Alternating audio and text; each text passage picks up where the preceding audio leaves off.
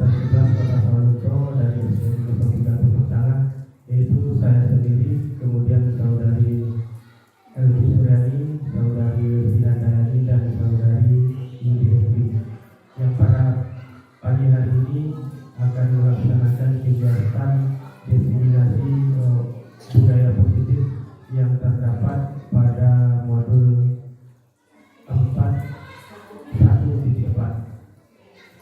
Sebelum kegiatan kita mulai, baiklah kita buka kegiatan ini dengan membacakan basmalah. Bismillahirrahmanirrahim. Selanjutnya kita minta sedikit arahan dari Ibu Kepala Sekolah SDN 03 Tepuk Tangan. Kepada Ibu, silakan.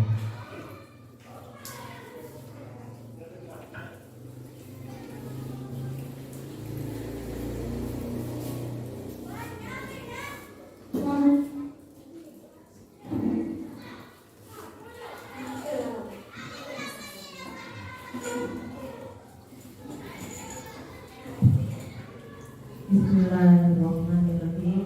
Assalamualaikum warahmatullahi wabarakatuh.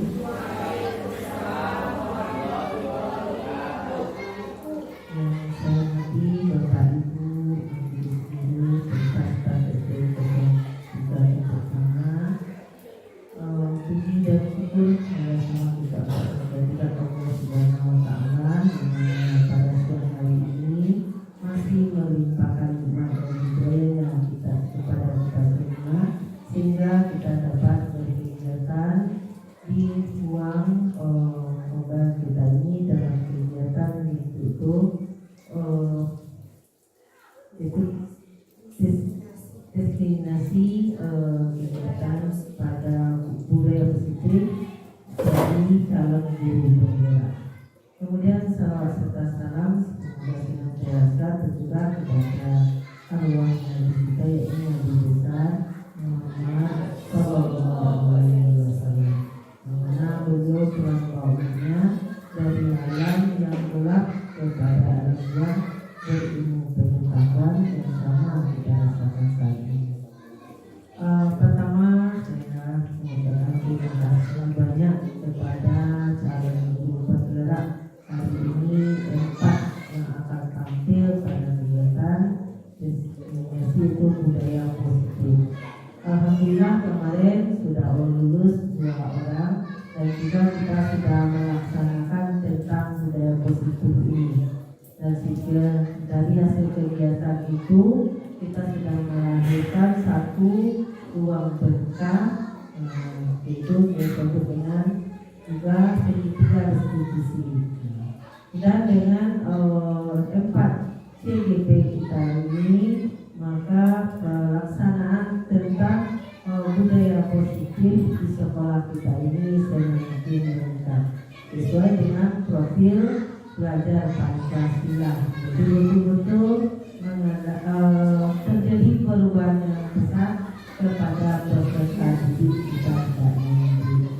Ya, semakin kita berinovasi, maka hasil pada pembelajaran itu juga akan semakin meningkat, dan juga karakter pada peserta didik kita juga meningkat. Mungkin itu sekedar arahan dan sebagai kepala sekolah. Selamat menampilkan nanti, dan kita nanti juga akan melewati dan kita menghasilkan komitmen bersama nanti.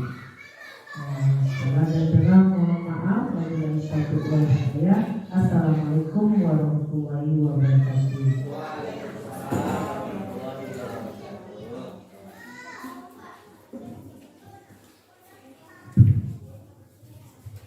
Terima kasih saya ucapkan kepada Ibu Kepala Sekolah yang telah memberikan arahan kepada kita bersama. Mudah-mudahan dengan arahan tersebut kita bisa melaksanakan kegiatan ini sesuai dengan apa yang kita rencanakan. Baiklah Bapak-Bapak Ibu-Ibu, setelah ini akan kita langsung kegiatan penyampaian materi tentang diseminasi budaya positif yang akan kami sampaikan secara bergantian jam ke depan.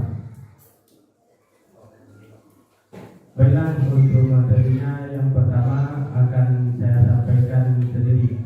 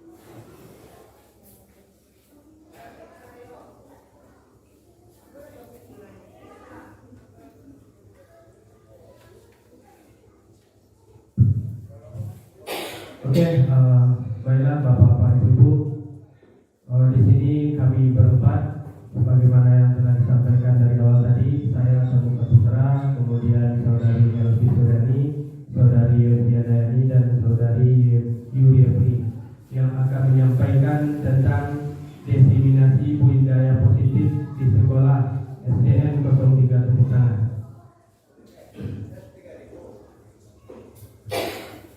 Adapun latar belakang kegiatan ini dilaksanakan sebagai bentuk refleksi atas pemahaman dan implementasi materi dari modul budaya positif agar mampu menjadi pola pikir dan pola tindakan dalam mewujudkan filosofi Ki Hajar Dewantara terkait keberpihakan pada murid. Jadi itulah latar belakang kegiatan ini dilaksanakan. Lanjut, tujuan diseminasi adalah murid menjadi lebih ekspresif dalam mengembangkan kodrat alam dan kodrat zaman yang dimilikinya karena merasa ada seorang pamong yang mendukung atau yang berpihak padanya sehingga timbul motivasi di dalam dirinya untuk berkembang dan bahagia sebagai individu ataupun masyarakat. Jadi tujuan diseminasi ini adalah sesuai dengan filosofi Ki Hajar Dewantara. Guru ini sebagai pamong, sebagai pendorong kepada siswa untuk menumbuh, mengembangkan minat bakatnya sesuai dengan kodrat zaman, sehingga mereka itu dapat berkembang sesuai dengan kodratnya dan dapat mencapai kebahagiaan, baik itu sebagai individu maupun sebagai masyarakat. Kemudian tolak ukur yang pertama adalah meningkatnya budaya positif yang dilakukan oleh murid. Jadi mudah-mudahan setelah dilaksanakan kegiatan ini, budaya positif yang terdapat pada anak-anak kita semakin hari semakin berkembang hendaknya. Kemudian meningkatnya jumlah guru yang menggunakan inquiry apresiatif dan melakukan restitusi. Jadi guru pun setelah ini akan meningkat di dalam melaksanakan inquiry apresiatif dalam melakukan restitusi. Yaitu restitusi adapun permasalahan-permasalahan yang terdapat pada anak kita laksanakan dengan cara segitiga restitusi. Nanti segitiga restitusi akan disampaikan oleh pemateri berikut. Berikutnya lini masa yang dilakukan. Lini masa ini adalah perjalanannya atau jadwalnya.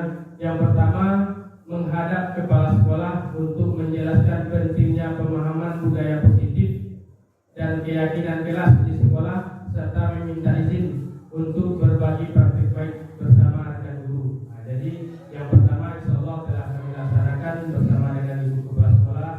Kami berempat menghadap ibu kepala sekolah untuk meminta izin bagaimana program ini, kapan kita laksanakan, bagaimana caranya. Ada setelah itu yang kedua, mengumpulkan rekan guru untuk melakukan berbagai praktek baik pemahaman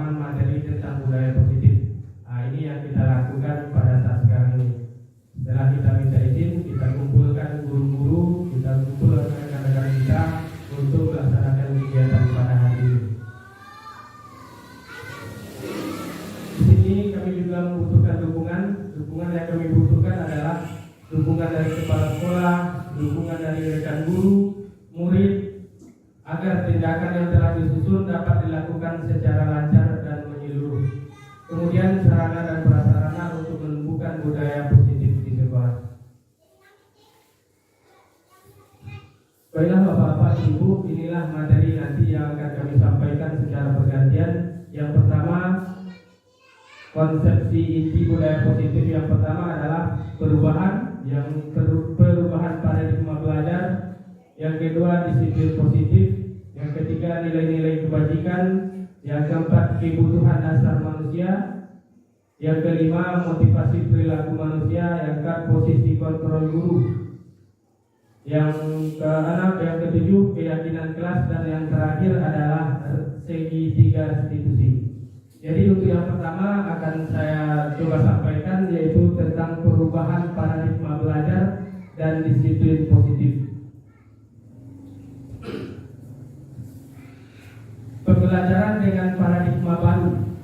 Ini akan pembelajaran dengan paradigma baru merupakan pembelajaran yang dirancang berdasarkan prinsip pembelajaran berdiferensiasi, sehingga para peserta didik belajar sesuai dengan kebutuhan berdasarkan tahap perkembangan sesuai teori psikologi modern untuk mewujudkan profil belajar Pancasila.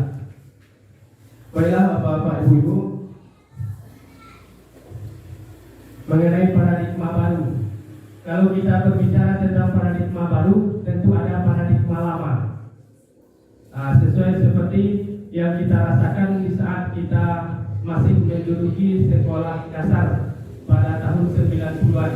Jadi sekarang kita bisa bandingkan bagaimana guru kita dulu melaksanakan pendidikan, bagaimana guru kita melaksanakan restitusi, bagaimana guru-guru kita dahulu melaksanakan pemecahan masalah. Jadi di sini ada paradigma baru. Contoh, yang pertama, di masa kita sekolah dulu, seluruh pembelajaran itu berfokus kepada guru. Dengan istilah sekarang teacher center, itu bahasa gaulnya, teacher center, itu bahasa kampung sebelah, teacher center. Jadi seluruh pembelajaran itu di dalam paradigma lama tergantung kepada guru. Jadi guru berceramah mulai dari pagi sampai istirahat. Setelah istirahat masuk lagi ceramah lagi sampai terakhir. Itulah metode-metode yang disampaikan, yang disajikan oleh guru-guru pada era 80-an 90-an. Bukan berarti itu metode salah, bukan. Cuman pada kurikulum sekarang, pada hari ini khususnya akan kita bahas tentang paradigma baru. Apa itu paradigma baru? Sesuai dengan yang tertera di depan, itu pembelajaran berdiferensiasi, yaitu pembelajaran yang seluruhnya tertuang atau tercurah hanya untuk murid. Jadi kalau yang dahulu dinamakan teacher center dan sekarang dinamakan dengan student center. Jadi pembelajaran pada masa sekarang itu kita serahkan, merdeka belajar dan merdeka mengajar. Kita sesuaikan dengan kebutuhan murid kita. Apa kreativitasnya, apa motivasinya, apa keinginannya. Jadi guru sekarang hanya sebagai pendorong, sebagai fasilitator. Jadi muridnya mau apa? Jadi dalam tanda kutip tidak secara keseluruhan dalam kehidupan, cuman di dalam garis besar pendidikan di sekolah. Itulah paradigma baru. Jadi berdiferensiasi itu untuk menumbuh kembangkan minat bakat siswa sesuai dengan filosofi belajar Pancasila atau filosofi Ki Hajar Dewantara. Kita lanjut. Yang berikutnya, miskonsepsi tentang teori kontrol.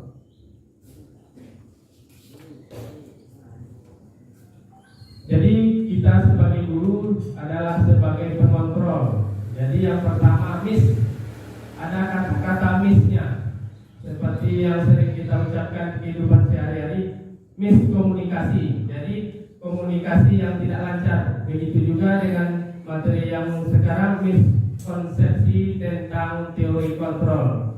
Jadi yang pertama ilusi guru mengontrol murid, dan yang kedua ilusi bahwa semua penguatan profil efektif dan bermanfaat, dan yang ketiga ilusi bahwa kritik dan membuat rasa bersalah mampu menguatkan karakter, dan yang terakhir ilusi bahwa orang dewasa berhak memaksa.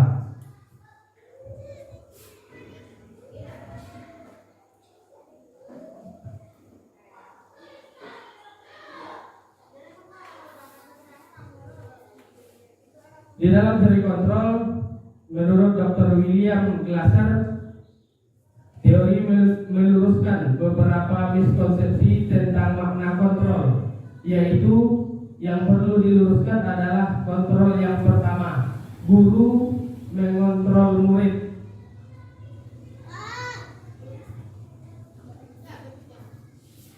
Miskonsepsinya di sini adalah sebetulnya kita tidak bisa mengontrol murid jika ia tidak mau, harus ada dorongan dari diri sendiri. Jadi misnya di sini kita tidak bisa selalu, kamu harus begini, kamu harus begini, yang kamu harus pintar matematik, kamu harus bisa lari 100 meter, kamu harus bisa berenang gaya dada, kamu harus bisa berenang gaya kupu-kupu. Jadi prinsip itu kita pudarkan dalam diri kita sebagai guru. Jadi kalau tidak ada dorongan dari diri murid itu sendiri, bagaimanapun caranya kita. Jadi yang pertama itu guru mengontrol murid. Jadi arti kontrol di sana bukan begitu. Jadi apa keinginan, apa motivasi murid itu, maunya bagaimana. Contoh, sesuai dengan yang kita pelajari dalam sekolah hewan, tidak mungkin kita mengajar burung berenang, tidak mungkin kita menyuruh gajah memanjat, tidak mungkin kita mengajar ikan terbang. Jadi kita tidak mungkin menyuruh memaksa itik mengeram. Yang mengeram itu ayam, yang terbang itu burung, yang berenang ikan, yang memanjat monyet. Jadi kita tanamkan konsep tersebut di dalam diri kita. Jadi bukan berarti kita membebaskan sebebas-bebasnya anak, tidak. Jadi kita kontrol anak sesuai dengan kondisinya. Jadi kita tidak bisa memaksakan kehendak kita kepada murid, selagi itu dalam kata kutip positif. Kalau mereka anak selalu suka berkata-kata kasar, berkata-kata kotor, kita ambil posisinya yang di sini. Tidak bisa memaksa. Awak itu nggak tujuh apa? Awak itu nggak tujuh. Jadi tidak bisa awak biarkan. Bukan arti katanya bukan demikian. Jadinya dia suka berbuat jahat, suka berbuat usil. Jadi kita biarkan, bukan begitu maknanya. Kalau mereka itu cenderungnya suka matematik, suka cara matematiknya dengan cara yang A, cara matematik dengan cara yang B, jadi kita sesuaikan, kita kontrol mereka sesuai dengan minat dan bakatnya, tidak sesuai dengan pepatah, tidak satu jalan ke Roma. Walaupun ke Roma tidak bisa jalan, ya ke Roma harus naik pesawat. Yang kedua adalah penguatan positif, efektif dan bermanfaat, semisal bujukan. Jadi kan sering kita lakukan, kita bujuk-bujuk, kita nasihati. Jika terlalu dalam, murid bisa ketergantungan dan tidak mandiri dalam mengontrol dirinya. Mungkin ini sering kita temukan di sekolah, apalagi di kelas masing-masing. Anak contohnya tidak mau belajar tentang menulis, seperti sering dirasakan oleh bapak-bapak ibu-ibu kelas rendah.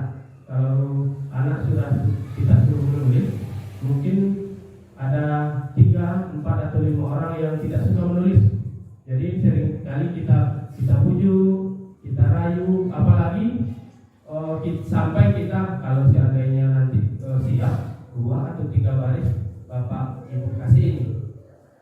Nah, jadi itu akan menurunkan keinginannya. Jadi semakin hari besok kalau tidak ada bujukan, tidak ada rayuan, mereka tidak akan mau untuk mengerjakan itu. Sama dengan anak kita di rumah. Yung, boleh pulau kalau pulang.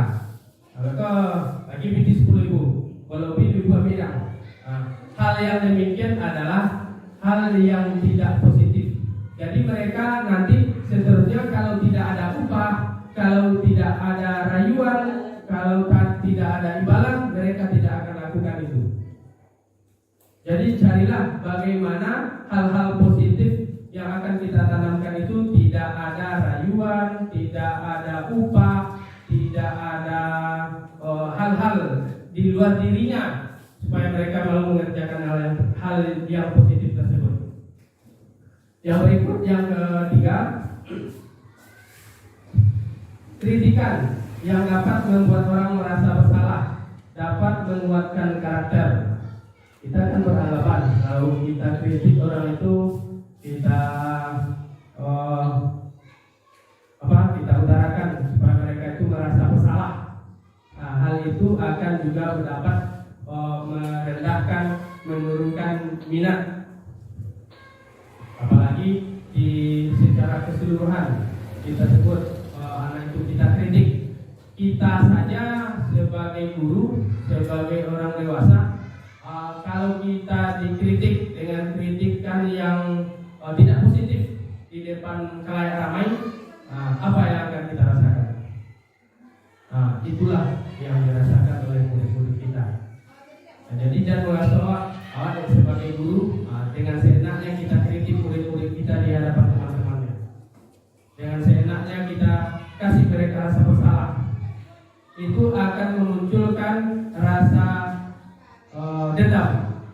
Kan sudah kita rasakan mungkin Bapak Ibu sekalian, setelah anak kita tamat dari sini, ada anak yang tidak mau negur kita, ada anak yang sering negur kita walaupun kita tidak bertatapan wajah, bertatapan mata dengan mereka. Karena hal tersebut telah tertanam di dalam dirinya. Apa tuh dulu buku ini sopi apa lagi? Nah, jadi itu akan menimbulkan hal-hal yang tidak positif terhadap anak kita. Dan yang terakhir, yang keempat adalah orang dewasa yang memiliki hak untuk memaksa. Orang dewasa berarti kita ambil sebagai guru. Jadi anak-anak itu tidak satu pun mereka bisa kita paksa. Mungkin ini nanti berkaitan dengan materi yang akan disampaikan oleh Ibu Westi atau Ibu Yuri tentang kebutuhan manusia. Jadi di sana nanti berkaitan manusia itu butuh hidup bebas, butuh kesenangan, butuh kasih sayang. Jadi ini berkaitan dengan kebutuhan manusia. Jadi kita jangan beranggapan, berpikiran bahwa mentang-mentang kita sebagai guru bisa kita memaksakan kehendak kita kepada murid. Jangan sekali-kali kita paksakan. Kita cari solusinya. Contoh sebagaimana yang disebutkan dalam sekolah hewan tadi. Gajah kan tidak bisa lari kencang. Kalau kelinci bisa aja lari kencang. Apalagi yang bisa lari kencang. Jadi kita sesuai dengan kalau mobil, kalau L300 muatannya 1 ton. Kalau full diesel muatannya 8 ton. Kalau fuso tronton muatannya 30 ton. Nah, mereka sama-sama bawa pasir, mereka sama-sama bawa batu bara contohnya. Tapi hasilnya tentu berbeda. Tidak mungkin kita paksakan L300 membawa muatan yang dibawa oleh fuso yang beratnya 30 ton. Apa yang akan terjadi? Jadi tidak bisa satu pun kita paksakan dengan tanda kutip. Tidak seluruhnya. Sesuai kalau agama, contoh sholat itu harus kita paksa. Sesuai dengan hadis perintah Nabi, umur 7 tahun anak diajar sholat, umur 10 tahun anak disuruh sholat, kalau tidak dipukul, berarti dipaksa. Kalau agama, untuk pendidikan agama khususnya anak-anak kita harus dipaksa. Tidak mungkin. Awak masuk muka buku sekali lah Pak. Awak semuanya tidak lupa Pak pinggang. Boleh nggak itu? Tidak. Jadi dalam tanda kutip. Oke Bapak-Bapak Ibu, kita lanjut.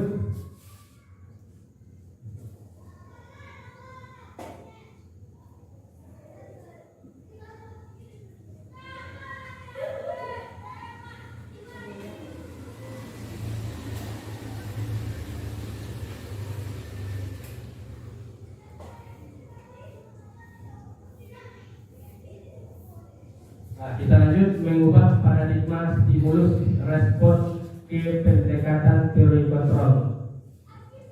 Yang pertama, stimulus respon realitas atau kebutuhan kita bersama.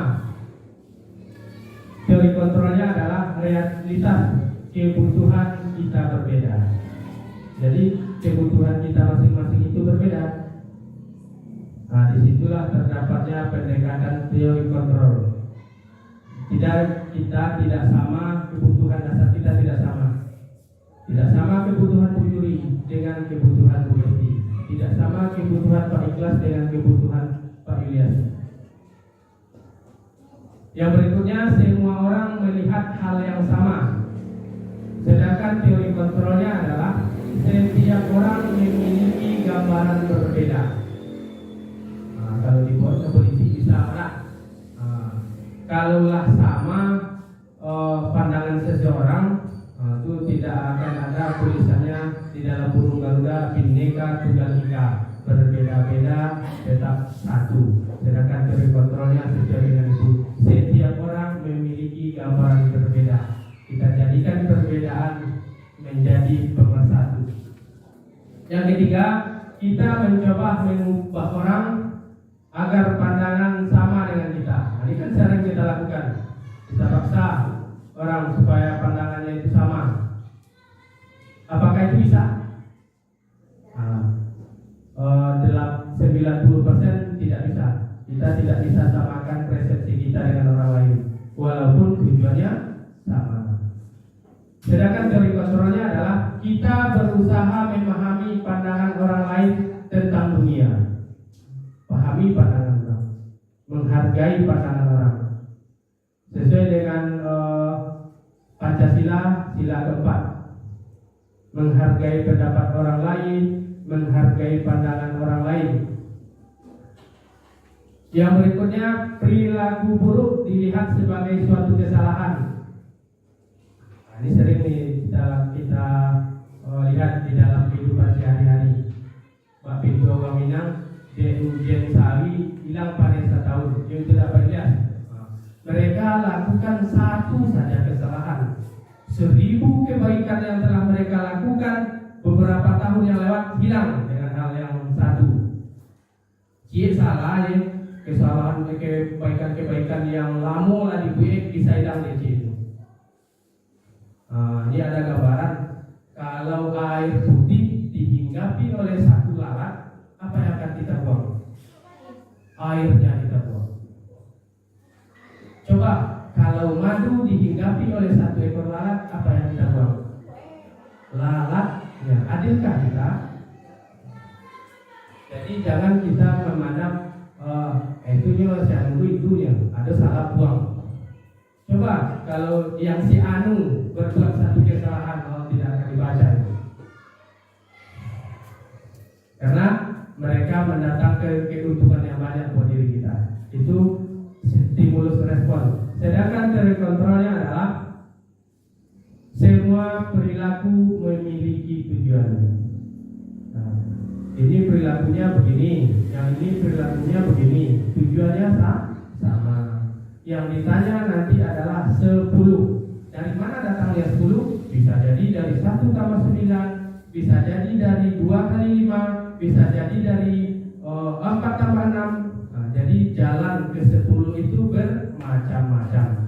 Tidak. Jadi kita tidak hanya lihat 2 kali 5 berapa? 10. Jadi yang kita nilai adalah prosesnya, kita tidak hasilnya. Yang berikut adalah orang lain bisa mengontrol saya. Begitu juga sebaliknya, saya bisa mengontrol orang lain. Itu adalah stimulus respon. Tidak ada satupun manusia yang bisa kita kontrol penuh. Yang bisa mengontrol diri kita adalah kita sendiri. Sesuai dengan teori kontrolnya, hanya Anda yang bisa mengontrol diri Anda sendiri. Nah, jadi awak yang bisa mengontrol diri awak. Yang berikut, saya bisa mengontrol orang lain. Ini sudah. Yang berikut, pemaksaan ada pada saat bujukan gagal.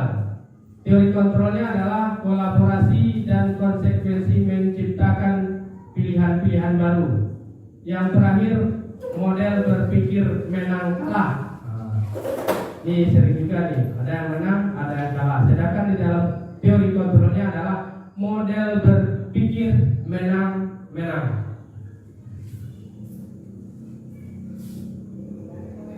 Yang berikutnya adalah disiplin positif. Ini yang terakhir akan saya sampaikan adalah disiplin positif. Disiplin positif berasal dari kata disiplina, yang artinya belajar. Disiplin mengacu pada disiplin diri yang memiliki tanggung jawab terhadap apa yang dilakukan berdasarkan nilai-nilai keyakinan. Dan kemudian disiplin positif merupakan salah satu cara penerapan disiplin yang bertujuan untuk menumbuhkan kesadaran serta memberdayakan peserta didik tanpa imbalan atau penghargaan atau reward, ancaman ataupun hukuman. Ini telah dijelaskan di atas. Sebagai pendidik, tujuan kita adalah menciptakan peserta didik yang memiliki disiplin diri sehingga mereka berperilaku mengacu kepada nilai-nilai kebajikan universal dan memiliki motivasi intrinsik dalam perubahan perilaku ke arah yang lebih baik. Mungkin itu yang bisa saya sampaikan pada materi ini. Tentu dua materi. Mungkin itu saja. Nanti kalau masih ada waktu di sesi terakhir kita buat sesi tanya jawab. Kita lanjut dulu pada materi berikut. Demikian, salah dan yang mohon maaf. Wassalamualaikum warahmatullahi wabarakatuh.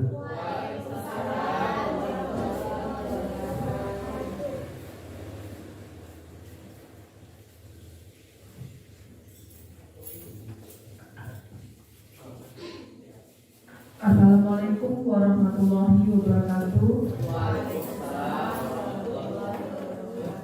Baiklah Bapak Ibu semua, saya menyambung materi dari yang disampaikan oleh Bapak Koni tadi. Itu materi yang akan saya sampaikan tentang nilai-nilai kebajikan. Nilai-nilai kebajikan itu adalah nilai yang disepakati bersama, lepas dari suku bangsa, agama, bahasa maupun latar belakangnya. Nilai-nilai kebajikan adalah sifat-sifat positif manusia, merupakan tujuan mulia yang ingin dicapai individu. Nilai-nilai kebajikan ini kita bisa diterapkan oleh Bapak Ibu semua di kelas. Kita bisa membuat sebuah keyakinan kelas dari nilai-nilai kebajikan, nilai-nilai baik yang ingin kita dapatkan pada murid kita tersebut. Contoh nilai kebajikan atau organisasi. Yang pertama, profil pelajar Pancasila. Kita sudah tahu apa saja nilai profil pelajar Pancasila, yaitu yang pertama, beriman dan bertakwa pada Tuhan Yang Maha Esa dan akhlak mulia. Yang kedua yaitu berkebinekaan global. Yang ketiga gotong royong. Yang keempat mandiri. Yang kelima kreatif. Yang keenam benaran kritis. Selanjutnya contoh nilai kebajikan dalam Ibu Primary Years Program atau PYP. Di sini dituangkan nilai kebajikannya yaitu adanya toleransi, rasa hormat, integritas, mandiri, menghargai, antusias, empati, keingintahuan, dan kreativitas, serta kerjasama, percaya diri, dan komitmen. Selanjutnya, contoh nilai kebajikan itu keterampilan hidup atau life skill, yang tertuang itu dalam nilainya dapat dipercaya, lurus hati, pendengar yang aktif, tidak merendahkan orang lain, dan memberikan yang terbaik dari diri.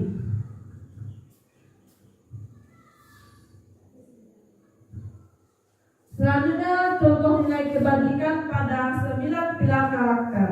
Yang pertama itu nilai kebajikannya cinta Tuhan dan segenap ciptaannya. Yang kedua, kemandirian dan tanggung jawab.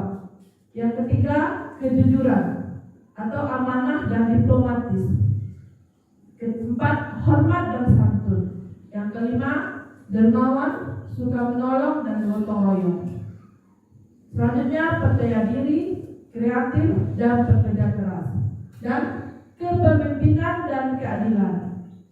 Baik dan rendah hati, toleransi dan kedamaian dan kesatuan. Contoh nilai kebajikan menurut The Seven Essential Virtues atau Building Moral Intelligence. Tertuang itu nilai empati, suara hati, kontrol diri, rasa hormat, kebaikan, toleransi dan keadilan. Nah, nilai kebajikan ini juga bisa kita tuangkan dalam sebuah membuat kesepakatan yang akan kita lakukan di sekolah kita ini semuanya, Bapak Ibu. Lalu Bapak Ibu juga bisa menuangkan itu kepada nilai-nilai keyakinan kelas. Bisa kita tuangkan mana yang Bapak Ibu ingin ambil pada nilai-nilai kebajikan ini.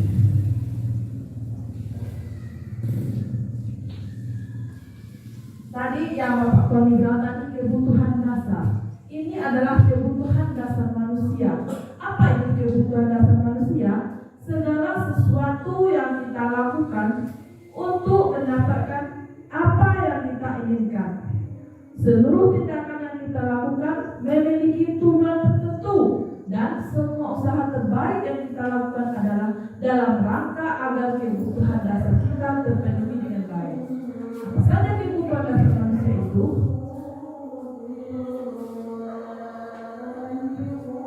Kebutuhan dasar manusia itu ada 5. Yang pertama, bertahan hidup. Bapak Ibu semua, kita tidak bisa kalau tidak ada hidup, kalau kebutuhan dasar bertahan hidup ini tidak terpenuhi. Contohnya kalau kita makanan, apabila kita tidak makan, bagaimana dengan tubuh kita? Apakah kita kuat bisa berdiri di depan ini? Tidak. Begitu juga anak peserta didik kita. Dia mempunyai kebutuhan dasar itu bertahan hidup. Tentunya makanan, pakaian, tempat tinggal, keamanan dan kesehatan. Yang kedua yaitu kebutuhan kasih sayang dan rasa diterima. Semua manusia itu membutuhkan rasa kasih sayang dan dia ingin rasa diterima. Bagaimana rasa diterima di dalam kelompok bermainnya bagi peserta didik kita, bagi anak muda kita. Selanjutnya berbagi. Kita sebagai makhluk manusia, makhluk hidup, kita ada keinginan untuk berbagi kepada teman-teman kita, kepada orang lain. Walaupun kadang kita tidak mengenal orang tersebut, kita mempunyai sedikit rezeki, kita juga bisa berbagi. Kerjasama. Kerjasama ini sudah ada dalam profil pelajaran Pancasila kita tadi, dibilang menjadi gotong royong. Menjadi bagian dalam kelompok itu adalah kasih sayang dan rasa diterima. Yang ketiga yaitu penguasaan. Manusia itu membutuhkan penguasaan. Yang contohnya harga diri, keinginan untuk dianggap memimpin, berprestasi, diakui dan diterima. Yang keempat itu kebutuhan dasar kebebasan. Kebutuhan dasar kebebasan itu ada mandiri. Bagi kita ada mandiri, memiliki pilihan, mencoba hal baru, mampu mengendalikan arah dirinya. Selanjutnya yang kelima itu kesenangan. Ya, banyak para murid-murid kita mungkin kebutuhan dasarnya itu banyak yang kesenangan. Itu juga hanya ingin bermain. Nah, di sanalah posisi kontrol kita sebagai guru. Bagaimana kita menempatkan tadi kebutuhan dasar manusia tadi itu kesenangan. Tetapi dia bermain. Tetapi bermain di sini kita tidak boleh lepas saja. Oh, terus bermain di dalam belajar. Tetapi kita sebagai seorang guru harus bisa menciptakan sebuah pembelajaran yang ada tadi tentang kebutuhan dasar tadi mengenai kesenangan tersebut. Bermain, antusiasme, dan tertawa. Nah, demikianlah penyampaian materi dari saya sendiri mengenai nilai-nilai kebajikan dan mengenai kebutuhan dasar manusia. Nanti sesuai Bapak pun tadi, kalau ada waktu kita lakukan sesi tanya jawab. Kepada pemateri berikutnya, silakan. Saya sudahi dengan wabillahi taufiq hidayah. Assalamualaikum warahmatullahi wabarakatuh.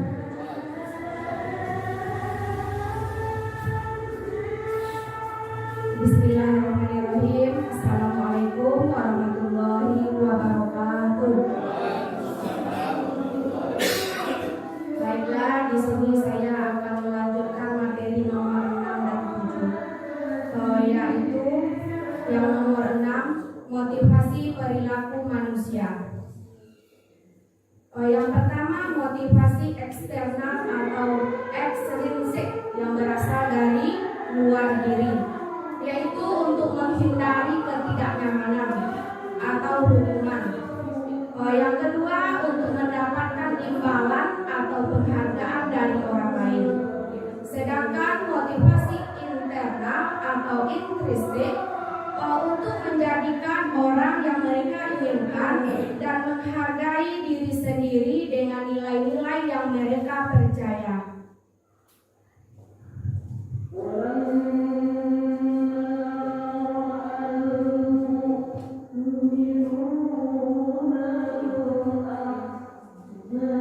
Di sini hukuman.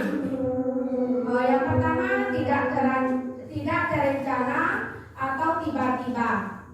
Murid tidak tahu apa yang akan terjadi atau tidak dilibatkan. Yang ketiga, bersifat satu arah. Yang keempat, berupa hubungan fisik atau psikis.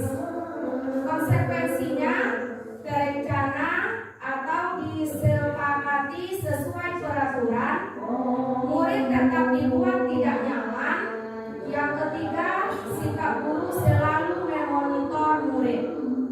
Sedangkan restitusinya, proses menciptakan kondisi bagi murid untuk memperbaiki kesalahan.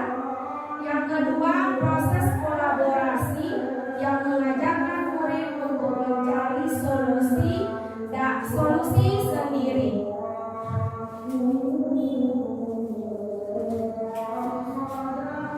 Penghargaan maupun hukuman adalah cara-cara mengontrol perilaku seseorang yang menghancurkan potensi untuk pembelajaran yang sesungguhnya. Penghargaan memiliki dampak yang kurang baik di antaranya. Satu, penghargaan tidak efektif. Yang kedua, penghargaan merusak hubungan. Yang ketiga, penghargaan. Yang keempat, penghargaan mengurangi ketepatan. Yang kelima, penghargaan menurunkan kualitas. Yang keenam, penghargaan mematikan kreativitas. Yang ketujuh, penghargaan menghukum. Lanjut materi yang ketujuh, posisi kontrol restitusi. Yang pertama, sebagai penghukum. Yang kedua, pembuat rasa bersalah. Yang ketiga, sebagai teman. Yang keempat, pemantau. Dan yang kelima, manajer. Contoh penerapan 5 posisi kontrol guru. Contoh kasusnya, siswa yang sering terlambat datang ke sekolah. Sebagai penghukum, siswa disuruh lari mengelilingi lapangan 2 kali putaran. Sebagai pembuat rasa bersalah,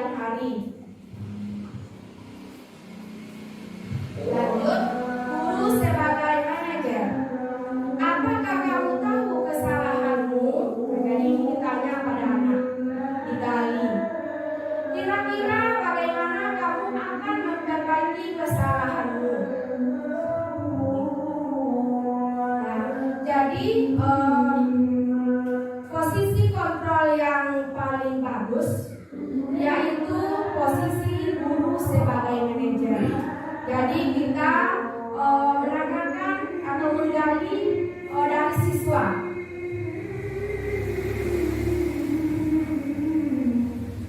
Ini posisi kontrol apakah aku? Saya kecewa sekali dengan kamu.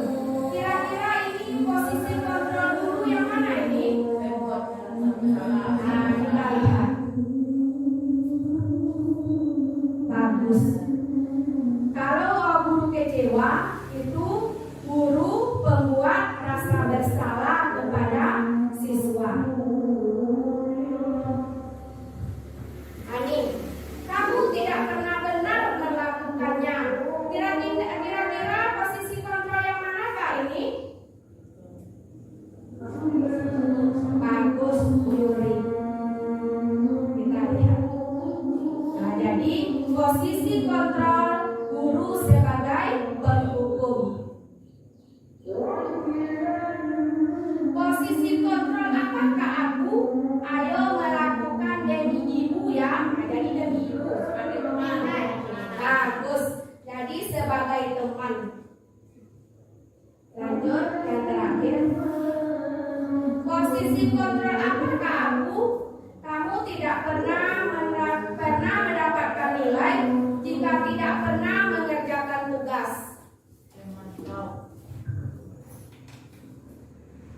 Guru sebagai memantau. Masih ada yang terakhir. Apa rencanamu untuk menyelesaikan masalah ini? Nah, ini ditanyakan pada anak. Nah, ini posisi yang seharusnya sebagai guru. Itu yang bisa saya dapatkan. Lanjut kepada Ibu Yuri Efri. Salah dan janggal saya mohon maaf. Assalamualaikum warahmatullahi wabarakatuh.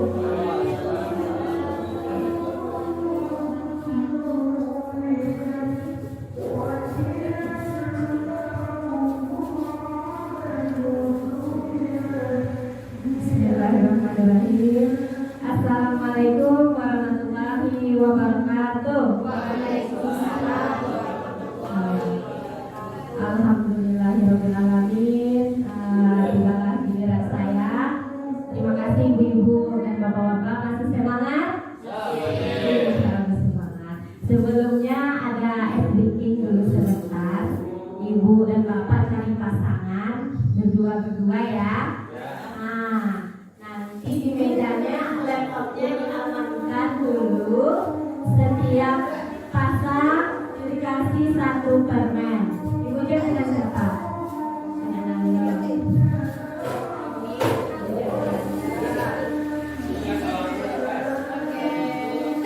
Ikhlas dengan siapa?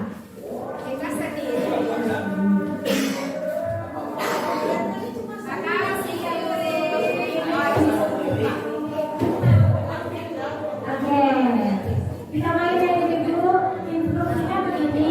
Kalau dibilang boom, bapak meja, boom. Kalau clap, tepuk tangan. Kalau nanti dibilang candy itu bahasa Inggrisnya permen. Ambil permen. Jadi siapa yang cepat dia dapat. Ya, kita mulai ya. Boom, clap, boom, clap, boom, clap, boom, candy. Siapa yang dapat permen?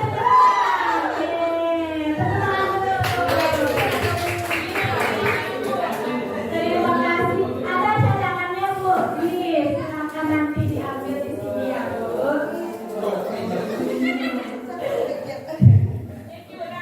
Curang, Bu. Oke, terima kasih Bapak Ibu. Baik, kita lanjut di materi tentang keyakinan kelas. Nah, di sini adalah dua materi yang terakhir.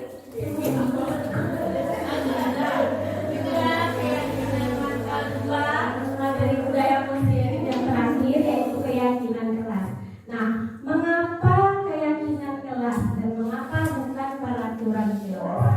Adakah Bapak Ibu yang mau memberikan jawabannya?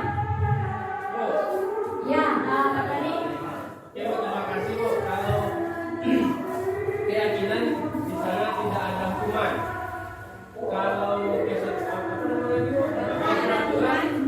peraturan otomatis ada hukuman. Terima kasih, Bu. Terima kasih Pak Tony. Nah, ya itu salah satu yang betulnya dari Pak Tony ya. Kalau peraturan itu tentu nanti ada konsekuensi dan hukumannya. Kalau keyakinan kelas ini adalah berupa dia kalimat positif yang kita buat di kelas, sehingga kalimat positif itu adalah sebuah pernyataan yang diyakini bersama dengan murid atau kita buat kesepakatannya. Iya, dibuat bersama di kelas nanti, Bu. Nah, ini ada beberapa bentuk keyakinan kelas, yaitu bersifat abstrak, kemudian berupa pernyataan universal. Universal ini maksudnya dia diakui di mana saja. Kita mau ke Malaysia, ke Singapura, atau ke seluruh dunia, keyakinan ini diakui di mana saja. Contohnya mengucapkan terima kasih, dan mengucapkan maaf bila bersalah. Nah, itu diakui di seluruh dunia, bukan hanya di Sawalunto saja. Kemudian ada dibuat dalam pernyataan positif. Selanjutnya sedikit saja agar mudah diingat. Nah, jadi kita membuat keyakinan kelas ini untuk semester ini misalnya ada 3 keyakinan yang harus kita sepakati dengan murid dulu. Nah, nanti di semester selanjutnya bisa kita tambah lagi. Jadi dia tidak berupa peraturan yang banyak. Jadi kita lihat progres anak nanti dalam satu semester.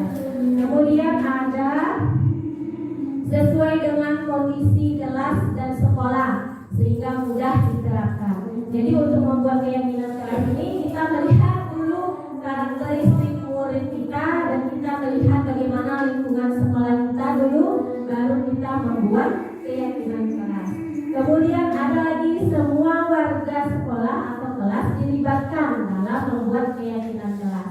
Nah, kita utarakan dulu ke peserta didik kita di dalam kelas. Kita mau menyepakati keyakinan kelas yang mana untuk semester ini.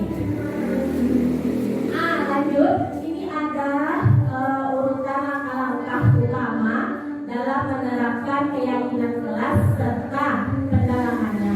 Ini masih berupa acak. Kira-kira menurut Bapak Ibu yang paling pertama kali langkah kita apa dulu? Yang nomor 1 menurut Bapak Ibu yang mana? Berdiskusi, mengusulkan peraturan yang tidak dipakai kelas. Nah, ya, betul. Terima kasih Bu Westi. Ini dia urutan langkah-langkah nantinya bila kita akan membuat peraturan kelas di dalam kelas kita, baik guru kelas maupun guru mata pelajaran. Yang pertama kita diskusikan dulu untuk memunculkan peraturan-peraturan yang diketahui oleh warga kelas kita. Kita tanyakan ke peserta didik kita dulu apa peraturan kelas atau peraturan sekolah yang mereka ketahui. Langkah yang kedua nanti adalah mengubah peraturan kelas itu menjadi kalimat positif.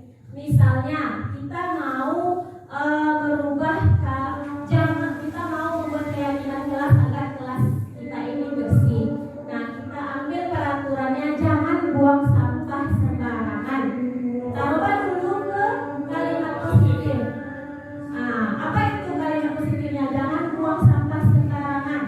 Sampah pada tempatnya. Ya, terima kasih Bu Ibu. Buanglah sampah pada tempatnya. Jadi itu adalah sebuah kalimat yang positif.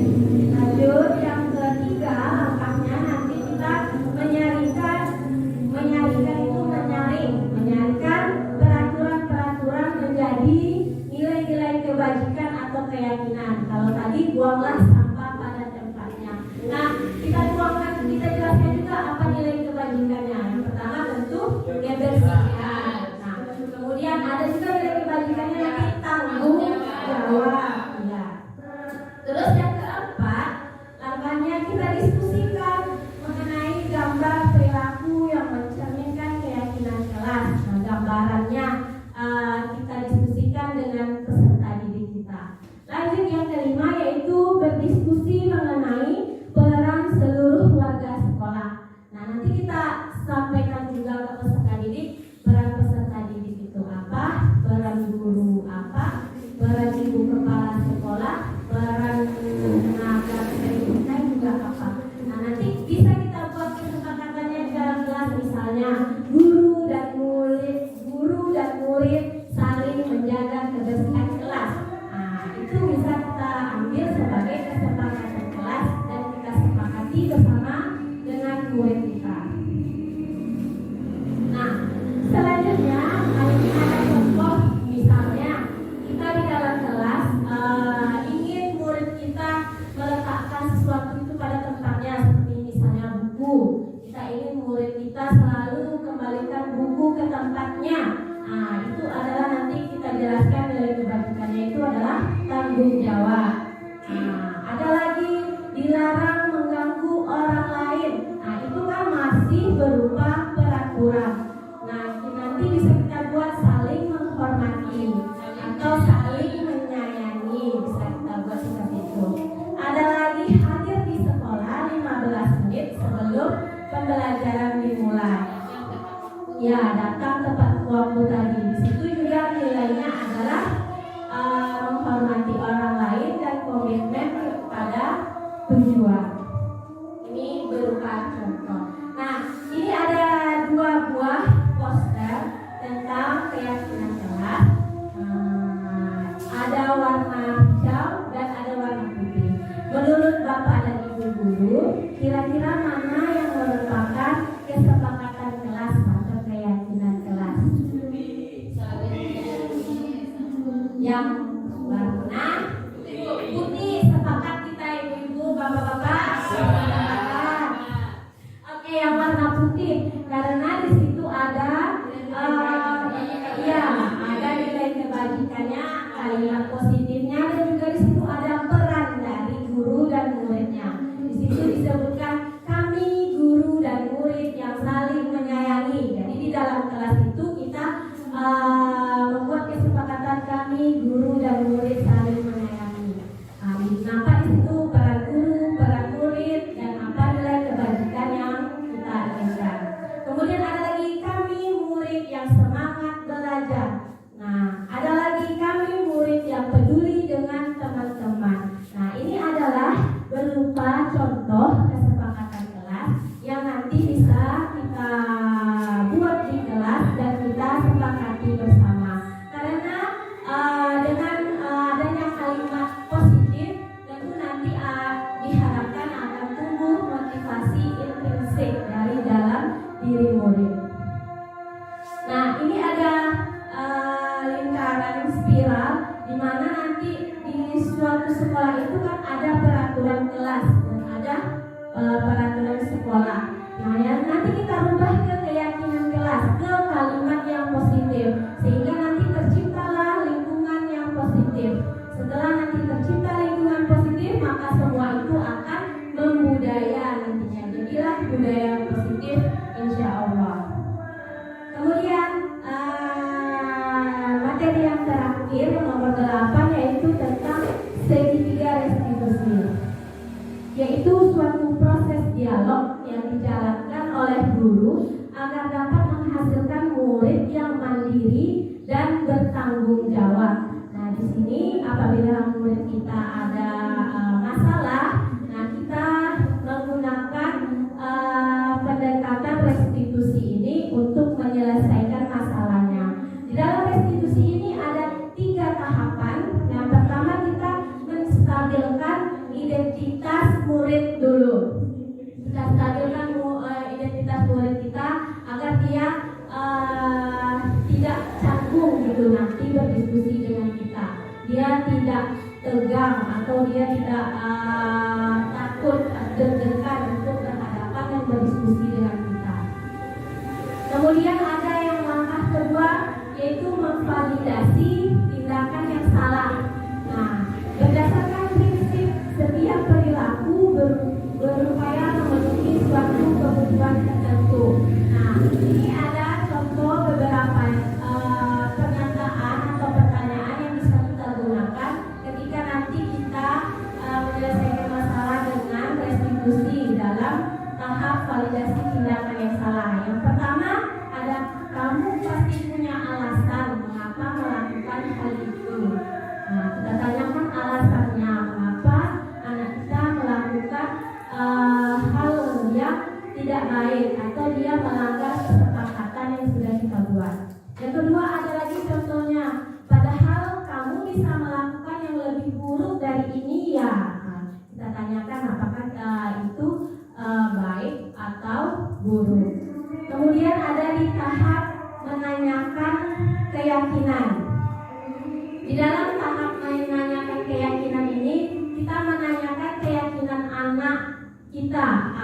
Apa peraturan kelas atau kesepakatan kelas yang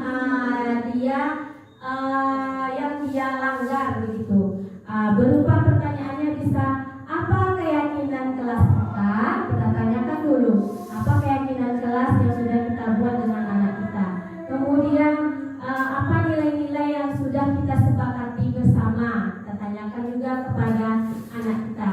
Dan kemudian juga ada kamu ingin menjadi orang yang seperti apa. Nah, kita tanyakan seperti itu agar motivasi di dalam dirinya itu keluar dari dia sendiri, bukan karena paksaan. Kemudian ada 9 ciri-ciri restitusi. Yang pertama itu ada belajar dari kesalahan dan bukan menebus kesalahan. Yang kedua dia nanti akan memperbaiki hubungan. Memperbaiki hubungan ini nanti dia akan memperbaiki hubungan dengan temannya bila dia bertengkar, dan memperbaiki hubungan dengan dirinya sendiri karena sudah melanggar kesepakatan yang dibuat. Yang kedua, kita menawarkan, bukan memaksa. Kita menawarkan apa kesepakatannya yang bagus dan apa kedepannya yang akan kita lakukan. Yang keempat ada restitusi diri adalah cara yang terbaik. Karena dengan proses restitusi ini semua solusi dan semua nilai-nilai yang keluar itu adalah hasil dari pengutaran dari murid kita, bukan dari kita. Jadi dari dia sendiri dia mengucapkan hal apa yang dia langgar, kemudian apa sebaiknya setelah ini, apa yang akan kita lakukan dan apa kedepannya untuk lebih baik lagi. Dan itu merupakan cara terbaik untuk menumbuhkan motivasi intrinsik yang ada pada diri anak. Namun ini mungkin hasilnya tidak instan tapi perlahan-lahan. Kemudian ada menuntun untuk melihat ke dalam diri, merefleksi dirinya, sudah betulkah yang dia lakukan dan bagaimana penyelesaian selanjutnya. Kemudian ada mencari kebutuhan dasar yang mendasari tindakannya.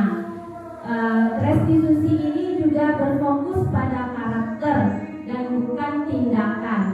Juga dia berfokus pada solusi, mencari solusi dan bukan memberikan hukuman. Kemudian mengembalikan murid yang berbuat salah itu kepada kelompoknya.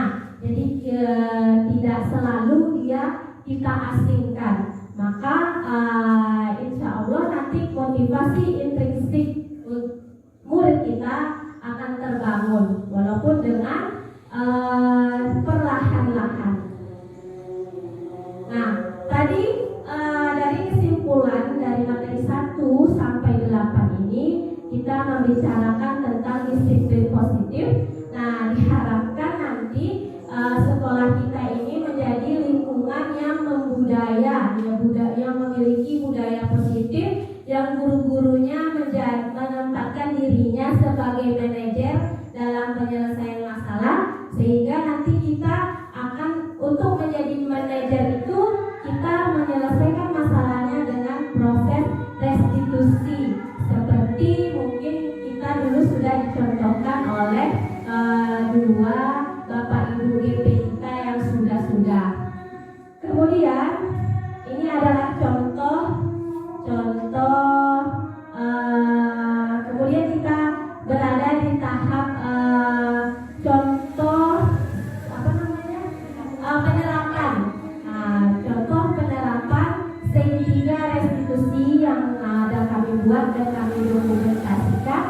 Yang pertama dari saya, ini adalah murid yang melempar sepatu temannya.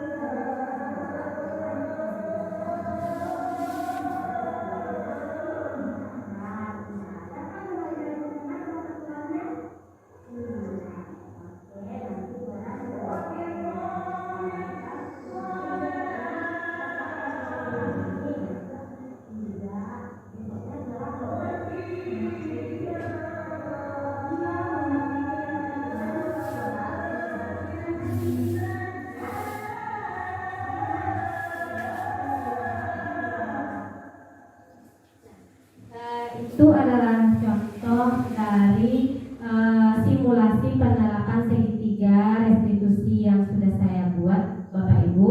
Dalam kasusnya Zora ini bermain-main saat sholat duha dan menarik mukena temannya. Nah, di sini dia meyakini perbuatan dia itu adalah salah, dan di akhir dari percakapan yang diskusi kami tadi, Zora selanjutnya akan lebih mematuhi keyakinan kelas yang dibuat, yaitu yang saling menyayangi teman dan disiplin dalam melakukan sholat. Selanjutnya mungkin ada dari Ibu Westi. Kepada Ibu Westi dipersilakan.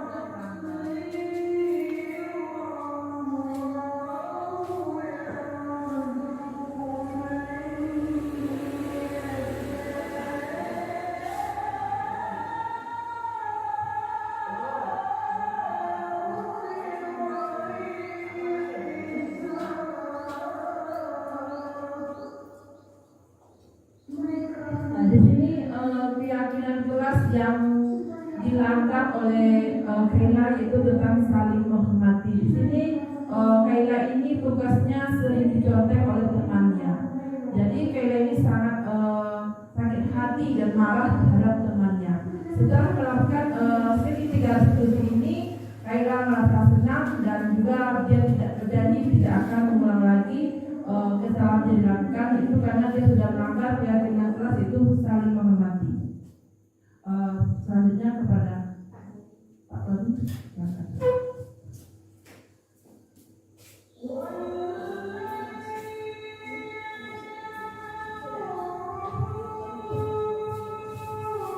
Oke, terima kasih. Bagaimana Bapak Ibu? Mungkin dari videonya kasusnya saja mungkin berbeda. Kali ini kasusnya sering tidak membawa baju olahraga saat dia berolahraga. Jadi restitusinya bersama dengan ibu yang telah melaksanakan dua yang dahulu tidak jauh berbeda. Kemudian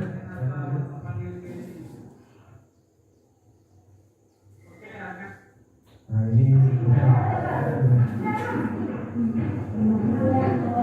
Dari pagi Hayuka sampai di kelas ketika dan mereka sedang baiklah, contoh penerapan segitiga restitusi menanyakan keyakinan kelas.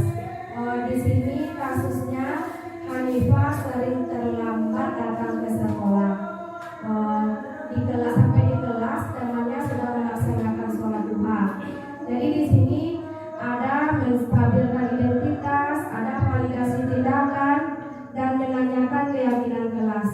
Jadi kesimpulannya di sini dia melanggar peraturan kedisiplinan. Bukan melanggar peraturan, tetapi melanggar keyakinan kelas yaitu kedisiplinan. Solusinya menyuruh orang tuanya untuk membangunkan supaya Hanifah ini tidak terlambat datang ke sekolah. Mungkin hanya ini yang bisa kami sampaikan. Kalau ada salah dan janggal kami mohon maaf dan terima kasih atas waktu Bapak Ibu. Assalamualaikum warahmatullahi wabarakatuh.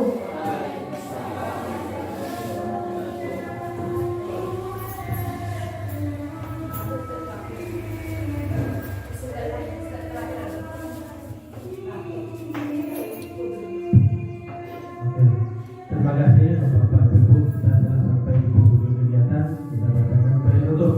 Dalam penerapan program disiplin positif, hendaknya guru memiliki standar kepribadian. Di guru yang memiliki standar kepribadian profesional dan sosial yang baik, di mana guru mampu merefleksi dirinya dalam posisi kontrol saat ini. Bagaimana perjalanan dirinya sebagai among atau manajer yang menuntun muridnya menjadi insan yang mandiri, merdeka, dan bertanggung jawab. Terima kasih. Oke, Bapak-bapak, Ibu-ibu, terima kasih atas waktunya. Mungkin ada pertanyaan. Kalau ada, nanti Bapak Ibu tulis. Nanti kami akan coba jawab. Karena sekarang kita telah di waktu yang telah menghukum kita. Sebentar lagi Jumat juga akan masuk. Demikian Bapak-bapak, Ibu-ibu, kegiatan ini mudah-mudahan bermanfaat dan bisa kita realisasikan di sekolah kita untuk kedepannya. Saya sebagai pembawa acara dan pemateri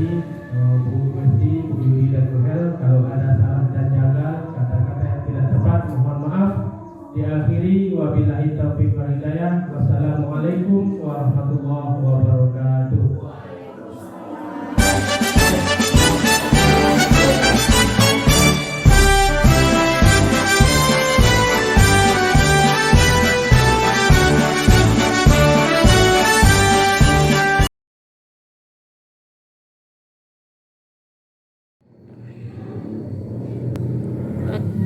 Assalamualaikum warahmatullahi wabarakatuh.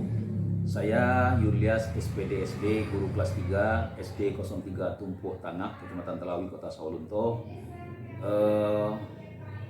Yaitu mengamat daripada calon guru penggerak, diantaranya Tony Saputra SPD, Westi Handayani SPD, Yuri Ekri SPD, LP Suryani SPD. Beberapa hari yang lalu mereka sudah menayangkan kegiatan budaya positif di sekolah kami, diantaranya ada paradigma baru dan paradigma lama. Kemudian juga saya cukup tertarik dengan kegiatan tersebut, diantaranya ada keyakinan kelas yang tidak menuntut, yang tidak ada hukumannya. Kemudian juga ada segitiga restitusi. Jadi dari semua tayangan yang disampaikan oleh para CGP yang ada di sekolah saya pribadi merasa tertarik dengan apa yang mereka sampaikan. Mudah-mudahan ke depannya saya sebagai teman sejawat akan mencoba mengadakan perubahan-perubahan dengan di sekolah kami untuk demi kemajuan pendidikan di masa kini. Itu mungkin yang bisa kami sampaikan pada kesempatan ini. Terlebih dan terkurang saya mohon maaf. Saya sudahi. Assalamualaikum warahmatullahi wabarakatuh.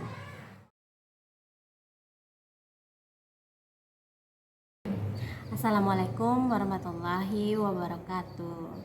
Saya Yuri Efri, CGP Angkatan 11 SDN 03 Tumpuk Tangah, yang mana pada hari Jumat lalu kami CGP yang ada di SDN 03 Tumpuk Tangah ini ada 4 orang dan telah melaksanakan diseminasi budaya positif di sekolah kami.